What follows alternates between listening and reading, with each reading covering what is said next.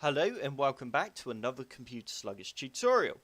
Before we get started, have you subscribed to my YouTube channel yet? If not, be sure to click on the big red subscribe button on my main page. And once you have done this, don't forget to click on that bell to be the first to get notified when I upload a new video.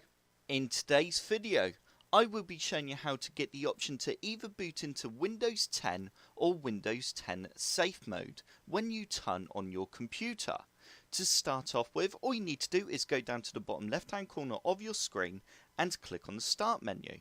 You now need to type in CMD and you need to right click on Command Prompt and go Run as Administrator.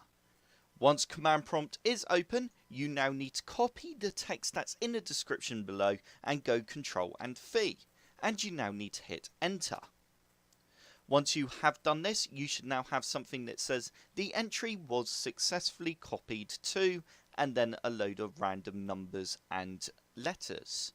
We can now close down Command Prompt, and if we open up our Start menu again and type in msconfig and open up System Configuration and go across to Boot, you should now have two options. We have our Windows 10 operating system and we have our Windows 10 Safe Mode option. If we now close this down and restart our computer, we will have two options to choose from. I'm going to go ahead now and do that.